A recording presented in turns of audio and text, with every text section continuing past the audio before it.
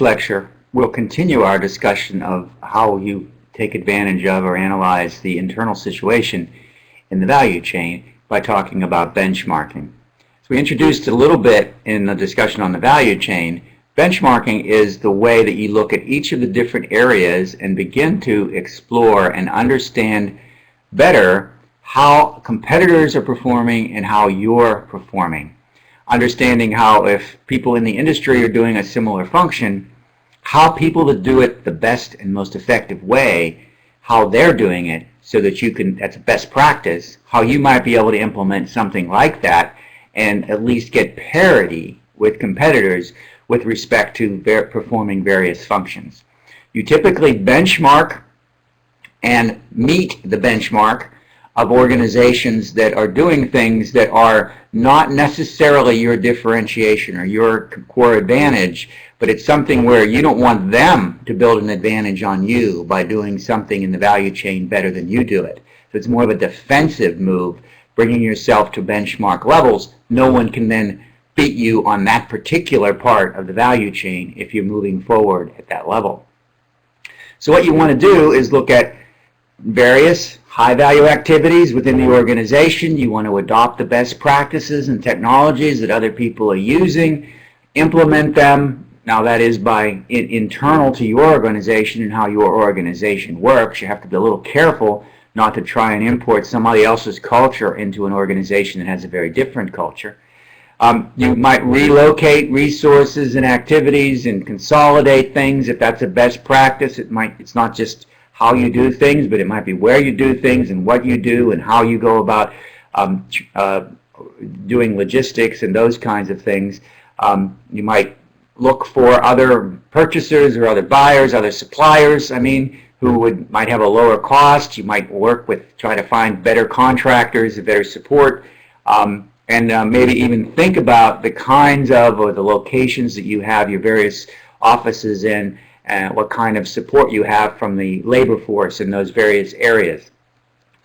In addition, though, you can put pressure on your suppliers to make them follow benchmarking. There's actually like safety and security and quality, different kinds of quality measures that people can use, like ISO 9000 is a measure of how well quality is being implemented in various facilities. So you could pressure your suppliers to be better at what they do for you in the value chain and potentially lower their costs so that you can lower your costs.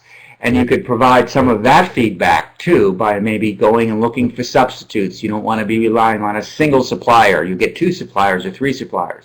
So if one has a problem, or if they start raising their prices, you have the capability to switch over to someone else. You open up another front, if you will, in order to have an opportunity to do that.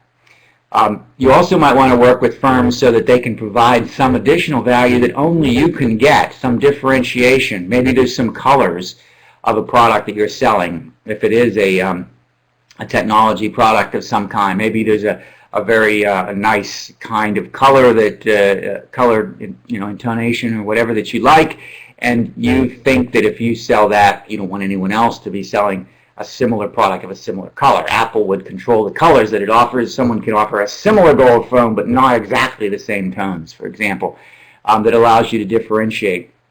And you would look for higher quality standards.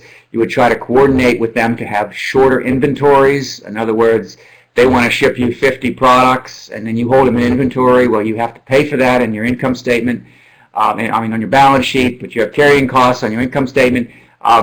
You may say, no, we want more just in time. We only want to buy 20 at a time, and we want you to deliver them twice a day instead of once a day. And that way your inventory costs go down. So there's all sorts of ways that you can provide certain kinds of incentives so that organizations that supply you help you become closer to the benchmark or better than the benchmark in all these various areas. The same is true pushing forward into your channels. You're selling your product to a distributor.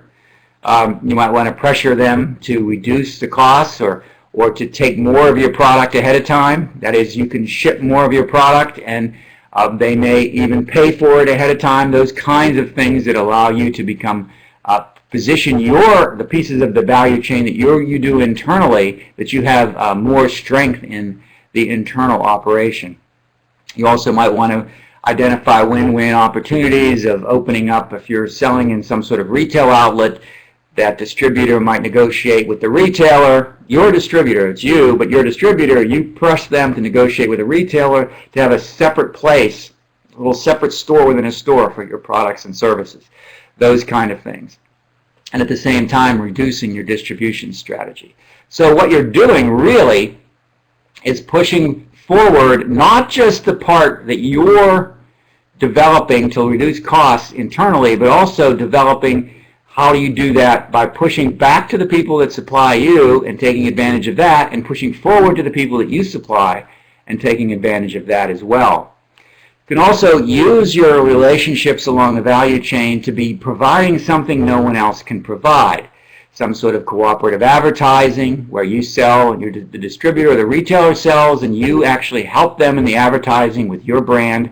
They push your brand and that sort of thing. Some sort of an exclusive arrangement where you're the one, you are the only product of a type that you have that you sell. An example of this, which actually got Microsoft in trouble, is they worked early on with PC suppliers and essentially gave them a deal. If the only operating system they shipped was Microsoft, then they got a lower price for all of their operating system software. But if they shipped one product with some other operating system, then everything they bought from Microsoft was more expensive. That was considered anti-competitive, but it's the idea of leveraging the forward channel to your own benefit.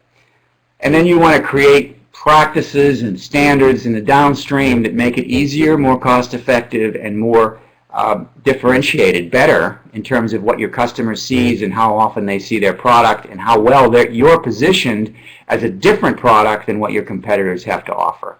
So these are some of the ways that you leverage beyond your own organization, beyond what you have internally.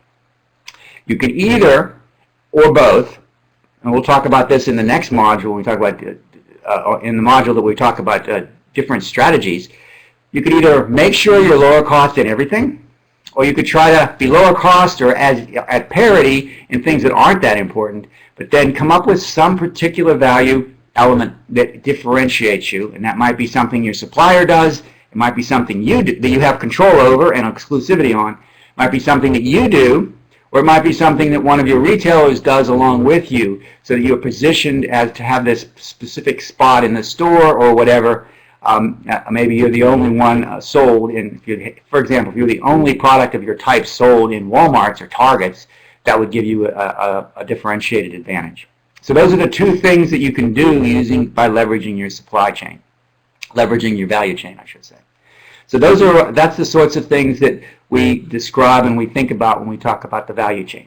So we'll talk about additional items, additional ways to think about your internal process and how you start to develop your strategies in the next video.